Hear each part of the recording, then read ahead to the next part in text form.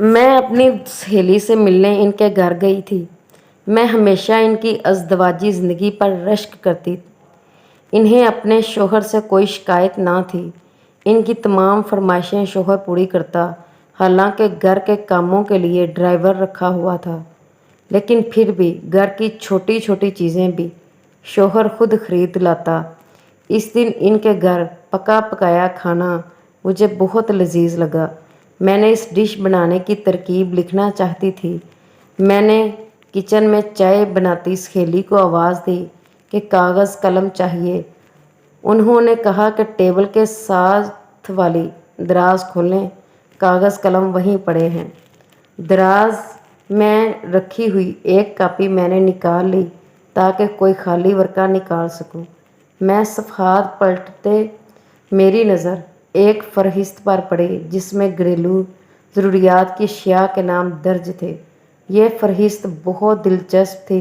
वो हर हफ्ते ज़रूरी तरमीम के बाद शोहर के हाथ थमाती थी। फ़हरिस्त कुछ यूँ थी, जान, तेरे दिल की तरह सफ़ेद पनीर, तेरे जज्बात की तरह गर्म मिर्चें, तेरे बोसे की तरह मीठी शहद, तेरे लमस की तरह मुलायम साबन, तेरी कुर्बत की तरह खुशबू, तेरे रुखसार की तरह लाल टमाटर, तेरी मूँछों की तरह ज़ाफ़रान, तेरे लहजे की तरह चॉकलेट।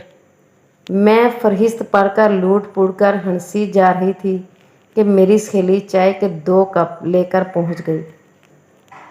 मैंने इन्हें फ़हरिस्त दिखा दी। वो भी हंस पड़ी और कहने लगी कि तुम शोहर के लिए औरत बन जाओ, वो तुम्हारे लिए मर्द बनेगा। वो घर लौट गई।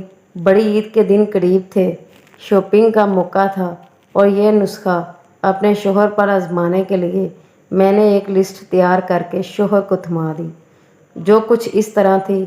लहसुन तेरी खुशबू की तरह जैसी, प्याज तेरी डकार जैसी, बैंगन तेरी रंगत जैसी, टमाटर तेरी आँखों जैसे, गोभी तेरे बालों जैसी, आलू तेरी नाक जैसे, काली मिर्चें तेरे गुस्से की तरह, कुकिंग ऑयल तेरी बहती नाक की तरह, ईद कुर्बानी के लिए बकरा तेरी तरह।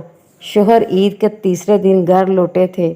इनके साथ दी गई फ़हरिस्त में कोई चीज़ नहीं थी। हाँ, अलबत्ता इनके साथ एक नई नवेली दुल्हन ज़रूर हमरा थी। सहेलियों की देखा देखी शोहरों से नित नई फरमाइशें करने वाली बेगमात के लिए एक छोटी सी मज़ाहिया तहरीर थी। आई होप आप सबको पसंद होगी। Please like and share this. Please subscribe my channel. Thanks for watching. हंसते मुस्कुराते रहिए। अल्लाह पाक आपको शाद और आबाद रखे। जज़ाकल्लाह।